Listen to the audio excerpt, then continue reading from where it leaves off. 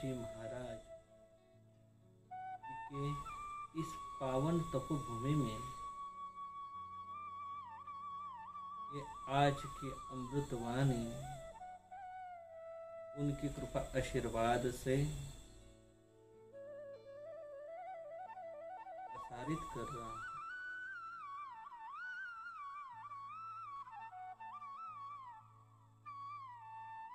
मनुष्य के जीवन में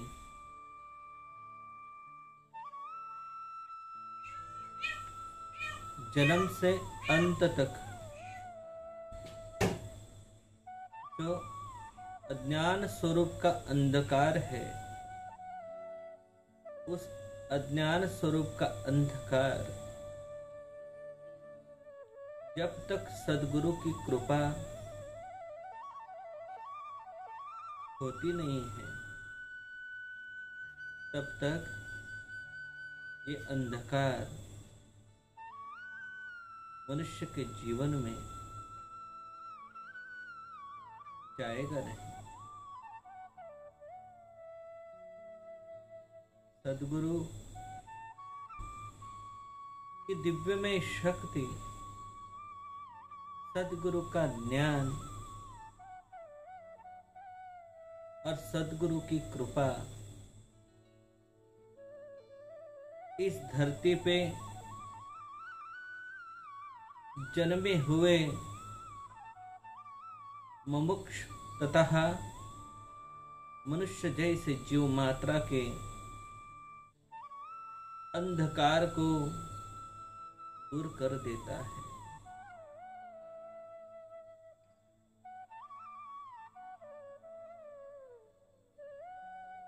मनुष्य को इस जीवन में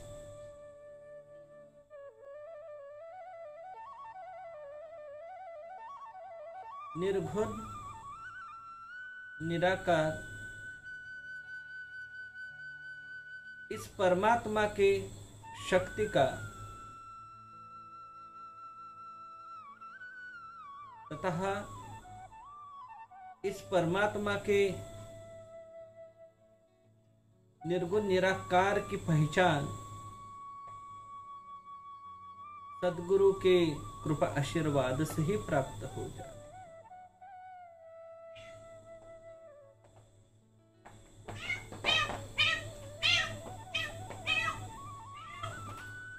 अभी श्रावण मास चल रहा है, श्रावण महीना चल रहा है। यह धरती पेड़ पौधों की हरियाली से हरी भरीत हो गई है। नदियां नाले की चलने वाली झलधारा पेड़ पौधों से तथा पेड़ पौधों में बैठने वाले पक्षी, ये निसर्ग को, इस वसुंधरा को स्वर्ग की भांति इस श्रावण मास में बना देती है। ये श्रावण मास इस धरती को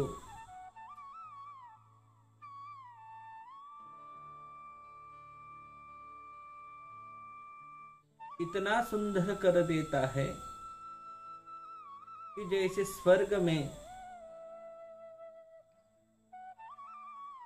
अपने शोभिवंत से वो स्वर्ग झूम उठता है, वैसे ही इस श्रावण मास में ये धरती अपनी निसर्ग की हरियाली के शोभिवंत स्वरूप में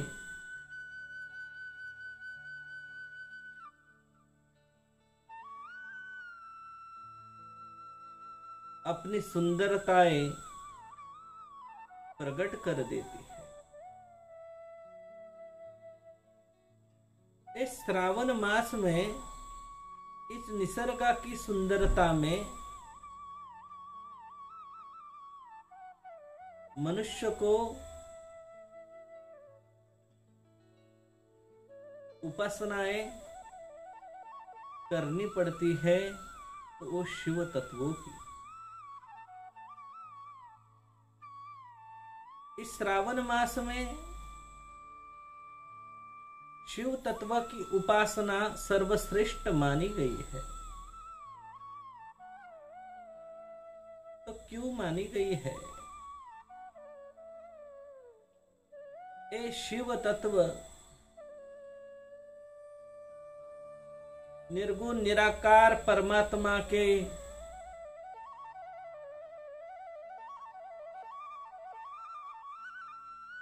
चराचर सृष्टि में बैठा हुआ ये शिव तत्व है।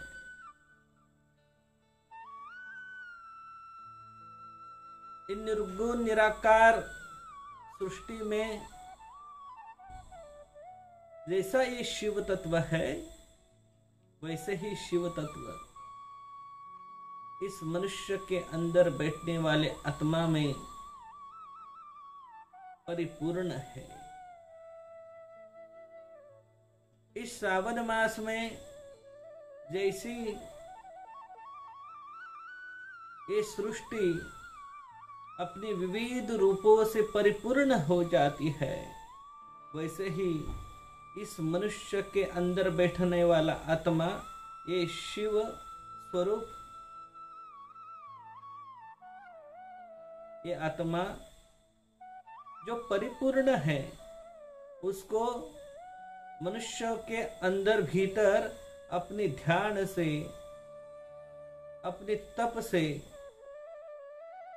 जागृत करके इस सृष्टि में निर्गुण निराकार परमात्मा परमेश्वर में उसको विलीन करना पड़ता है।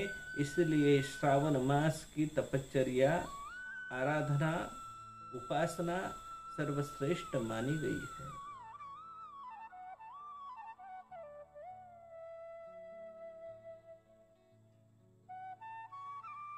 भगवान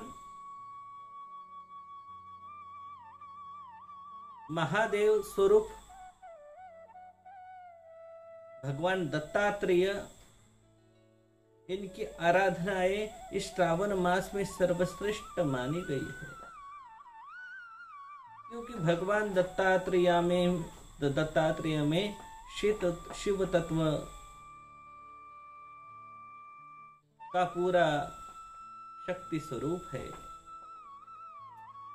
उनमें शिव तत्व विलीन है। तो इस शिव तत्व को जब भगवान दत्तात्रेय की आराधना से, भगवान दत्तात्रेय की उपासना से तुम आचरण करते हो, तो शिव तत्व में गुरु तत्व का भी मिलन हो जाता है। और जब शिव तत्व और गुरु तत्व ये दोनों एक हो जाते हैं, तो उसकी ये उपासनाएं फलित हो जाती है। तो श्रावण मास में उपासनाएं जो गुरु तत्वों की करते हो, भगवान दत्तात्रेय की करते हो, तो सबसे महत्वपूर्ण है जब तप, आसन यानी ध्यान,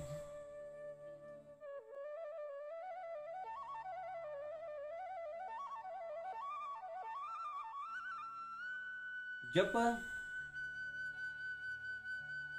मतलब परमात्मा का नाम स्मरण होना महत्वपूर्ण।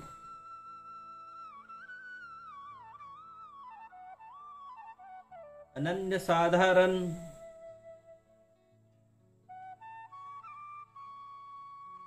बहुत से पंथों में जप का निषिद्ध माना गया है, लेकिन ऐसा नहीं है। उस परमात्मा का जब तक नामस्मरण तुम्हारे अंतकरणों में चलता नहीं है, तब तक ये आत्मा में परमात्मा की जागृति होगी नहीं।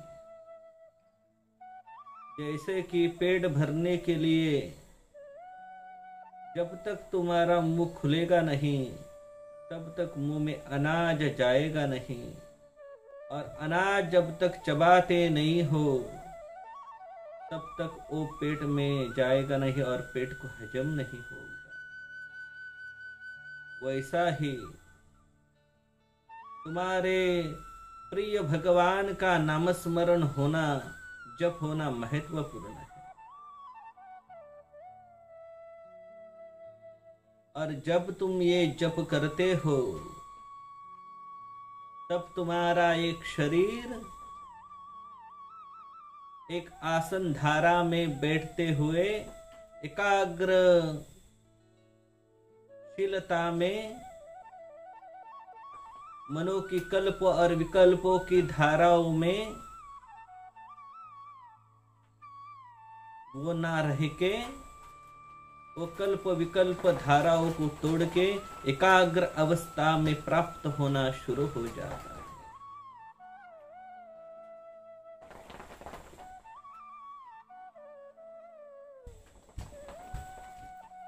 मन में संचित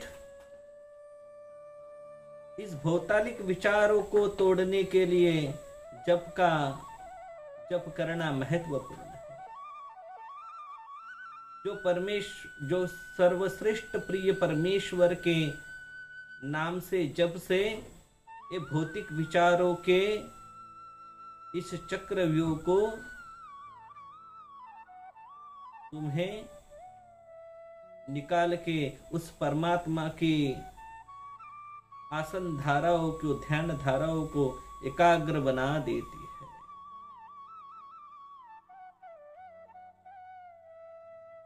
तप, यज्ञ हवनादिक कर्मों को आचरण करके तुम्हारे शरीर को तपाना महत्वपूर्ण है।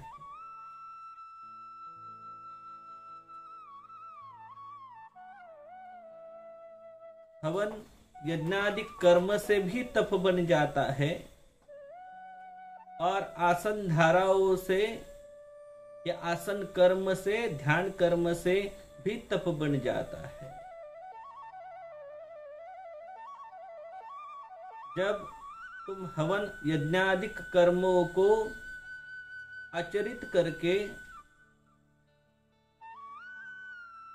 अपने शरीर को उस अग्नि नारायण में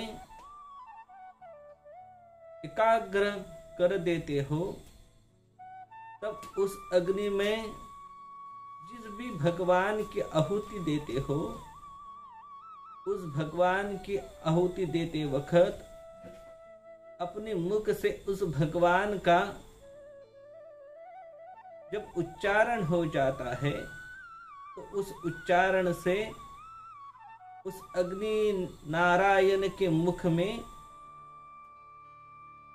आहुति देते वक्त उस भगवान का प्रगटीकरण हो जाता है। स्वाहादि उच्चारण के बाद जब उस भगवान का प्रगटीकरण हो जाता है, तब तुम्हारे शरीर में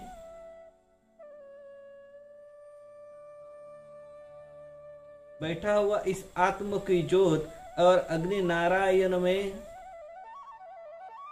प्रकट होने वाले उस भगवान की ज्योत, वो दोनों का एकाग्र मिलन जब हो जाता है, तब परमात्मा की अनुभूति तुम्हें स्वयंभू उस अग्नि नारायण में हो जाती है।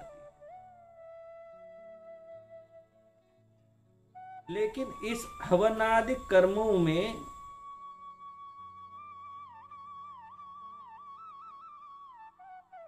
उस अग्नि नारायण की आहुति देखते वक्त, अग्नि नारायण में आहुति देते वक्त एकाग्र होना महत्वपूर्ण है। तुम्हारे मस्तिष्क में कल्पों विकल्पों की विचारधाराओं को खंडित करने के लिए हवनादिक कर्म महत्वपूर्ण माना जाता है।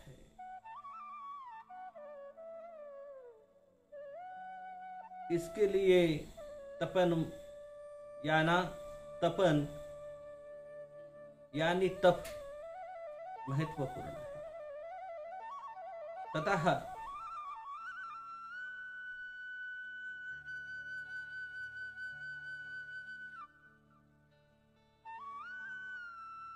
आसन की एक मुद्रा धाराओं में जब तुम एकाग्रता में से ध्यान अवस्था में बैठ जाते हो,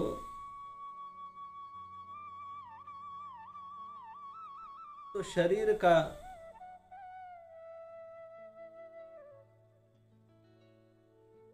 इस ध्यान अवस्था में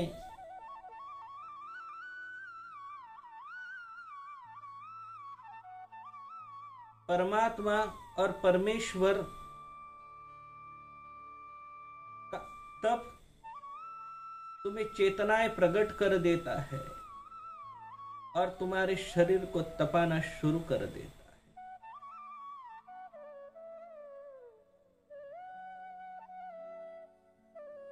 पौराणिक ग्रंथों में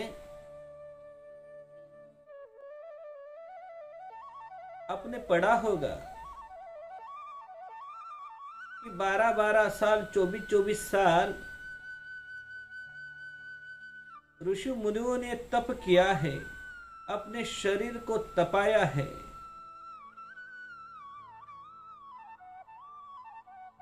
उस परमेश्वर के, उस परमात्मा के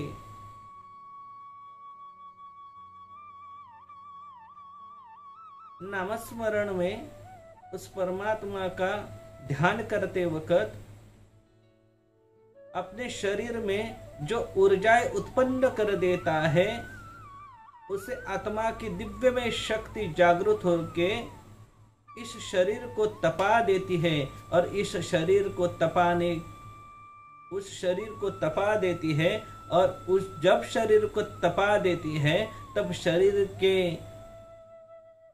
भौतिक स्थिति में निर्मित ये षट विकार इस तपन से भस्म हो जाते हैं और शरीर की शुद्धि इस षट विकार के भस्म से निर्मित हो जाने के बाद अपना आत्मा चैतन्य अवस्थाएं निर्माण कर देता है और निर्गुण निराकार इस सृष्टि में, इस विश्व में निर्मित इस परमात्मा के शक्तियों में वो विलीन हो जाता है। ध्यान। रमणनाथ महाराज जिसे आसन कहते हैं, ये आसन और ध्यान इस तप कर्म का ही एक अविभाज्य ऐसा कर्म है जिसमें अपने शरीर के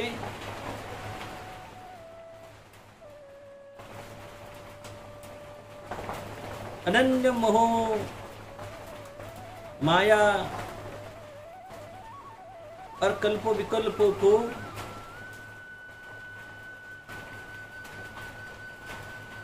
पूरी तरह से खंडित करना पड़ता है। ध्यान करते वक्त, आसन करते वक्त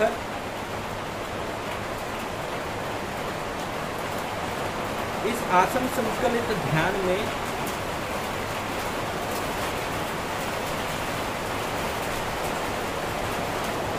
तुम जिस प्रिय परमात्मा का, जिस प्रिय सदगुरु का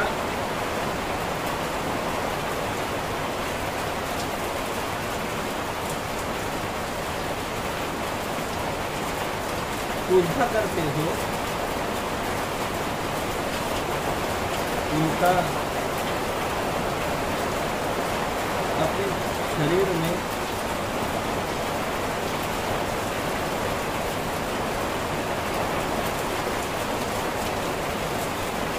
उस प्रतिमाओं को अंदर बिठाना सक्षम है।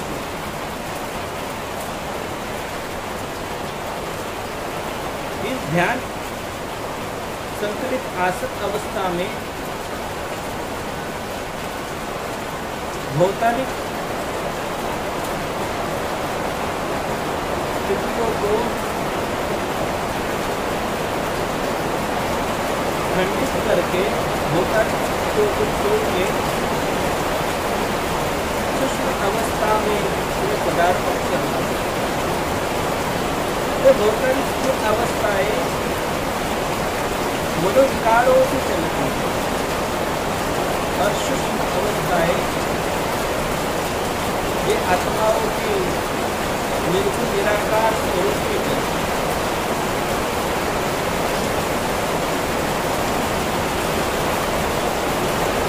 आत्मा की निर्गुण निराकार अवस्थाएं अनन्य साधारण, उसका विश्लेषण मैं आपको जरूर करूँगा, लेकिन सबसे महत्वपूर्ण उस परमात्मा परमेश्वर का, उस निर्गुण निराकार परमात्मा के पास अपने आत्मस्वरूप को पूछने के लिए इन कर्मों को आचरण करना चाहिए। जब तक और ध्यान संचलित आसक्त अवस्था के इन तीनों कर्मों का विश्लेषण आपके पास नहीं है, और एक तीनों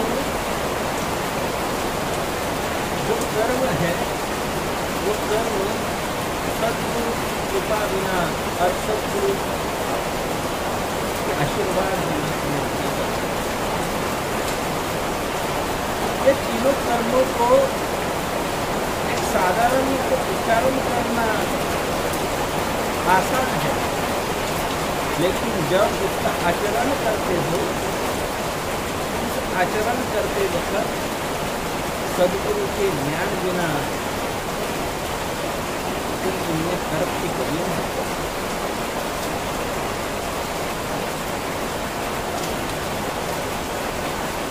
उस शुद्ध अवस्था की प्राप्ति करने के लिए सदगुरु की कृपा और सदगुरु का ज्ञान तुम्हें महत्व।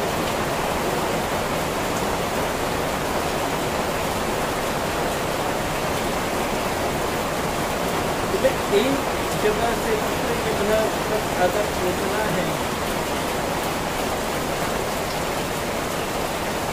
लंबी जगह जाना है, तो जब तक तुम गाड़ी में बैठते नहीं हो या गाड़ी की सवारी का आधार तुम्हें लेना पड़ता है, लेकिन गाड़ी की सवारी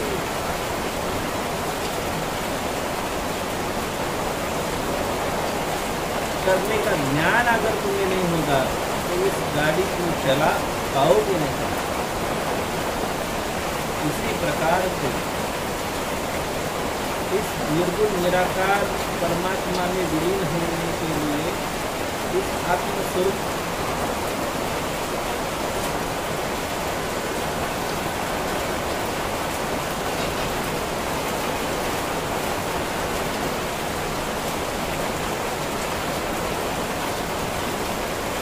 ये आत्मा को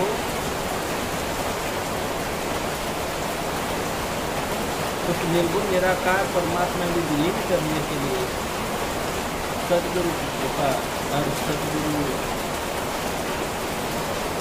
का ज्ञान बिना ये मुमकिन नहीं। परम पूज्य सदगुरु श्री परम पूज्य सदगुरु रमणनाथ जी महाराज जैसे महान सदगुरु इस विश्व में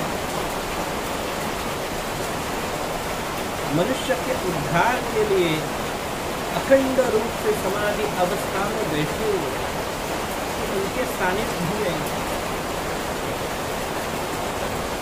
जो भी शरीर आता है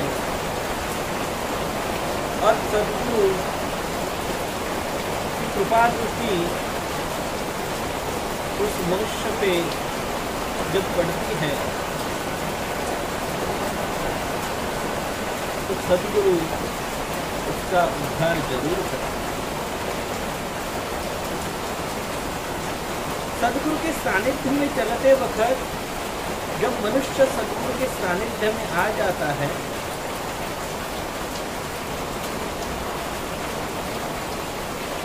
तो अपना पूरा शरीर सदगुरु के चरणों में पूरा त्याग करना महत्वपूर्ण है। त्याग करना इसका अर्थ सन्यासी बनना ऐसा नहीं होता है।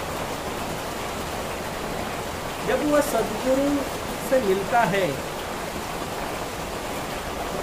जब वो सदगुरु के सानिध्य में आ जाता है तो अपनी छठ विकारों को, अपनी इस मोह माया को, अपने इस अहंकार भाव को सदगुरु के चरणों में समर्पित करना महत्वपूर्ण है।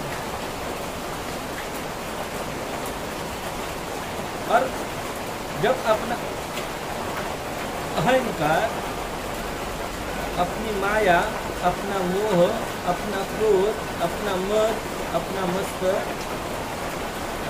जब वो सदगुरु के चरणों में समर्पित कर देता है तभी सदगुरु जो ज्ञान देते हैं वो ज्ञान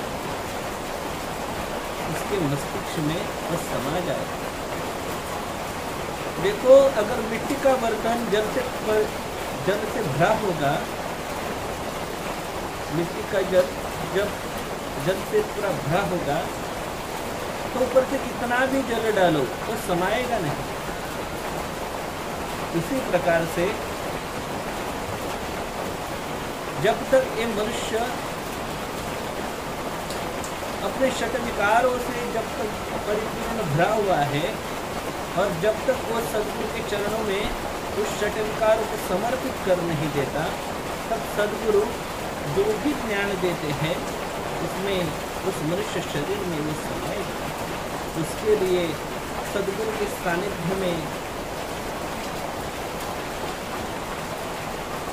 जब ये मनुष्य शरीर आ जाता है तो उसको अपने षट विकारों को त्याग करना, षट विकारों को समर्पित करना महत्व है।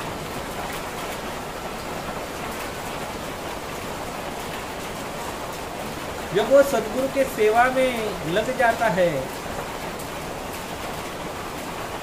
तब उसमें नम्र भावता निर्माण होना शुरू हो जाता है। तो ये षट विकारों का त्याग करना मतलब कैसा होगा? अपने मन से तो अपन त्याग करते हैं, लेकिन वो षट विकार शरीर में वैसे ही रहते। मनुष्य सदगुरु के सामने अपने क्रोध को समर्पित कर दिया ऐसा कहता है, लेकिन वो क्रोध उसमें निर्मित ही रहता है, तो उसको कैसा त्याग करें? तो ये संभव सदगुरु की सेवा से ही है। जब तुम सदगुरु की सेवा में लग जाते हो तब सदगुरु की सेवा में से जब सदगुरु की कृपा का आशीर्वाद का एक एक बूंद तुम्हारे शरीर में वो अनुभूतियां निर्माण करना शुरू कर देगा और सदगुरु की कृपा आशीर्वाद का एक एक बूंद जब तुम्हारे अंदर समा जाता है तो वो एक एक बूंद तुम्हारे अंदर एक विशाल समुद्र के जैसे बन जाता है कि वो विशाल समुद्र वो तुम्हारे षट विकारों को पूरी तरह से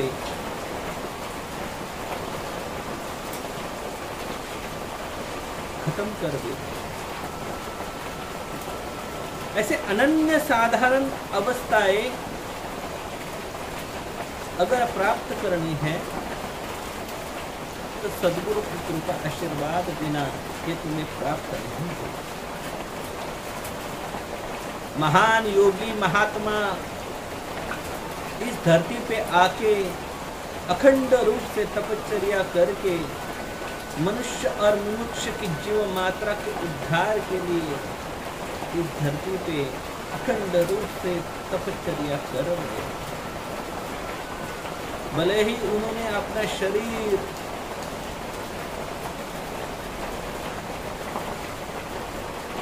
एक समाधि अवस्था में बैठा हुआ, समाधि अवस्था में बिठा दिया होगा या अपना शरीर समाधि में विलीन किया होगा, लेकिन आत्म स्वरूप की शक्तियों में वो अभी भी इस निर्गुण निराकार परमात्मा में विलीन स्वरूप समाधि अवस्था में तपश्चर्या कर रहे हैं।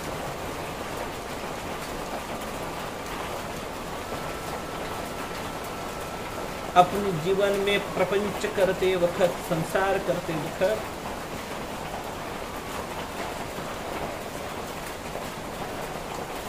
अपने जीवन की उद्देश्य धाराओं को समझना महत्वपूर्ण है कि रमणनाथ महाराज जैसे महान योगी सत्पुरुष अपने उद्धार के लिए इस धरती पर आए हुए हैं और उन्होंने अखंड रूप से तपश्चर्या अपने उद्धार के लिए की है। उनके सानिध्य में जाके अपने जीवन का उद्धार करना है और इसीलिए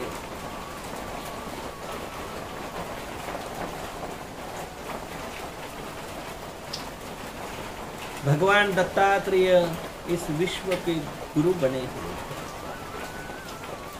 कि गुरु तत्वों के बिना कोई भी मनुष्य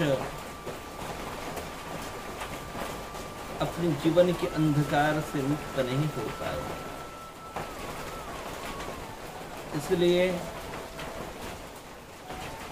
सद्गुरु की सेवा तुम्हारे से होना महत्वपूर्ण है। ओम सोहम ब्रह्मं ओम आदिनारायणं विष्णु ब्रह्मानंचं अत्र्यात्मजं त्रिगुणात्मकं दत्तस्वरूपं वन्दे रमणनाथचं भागवतं।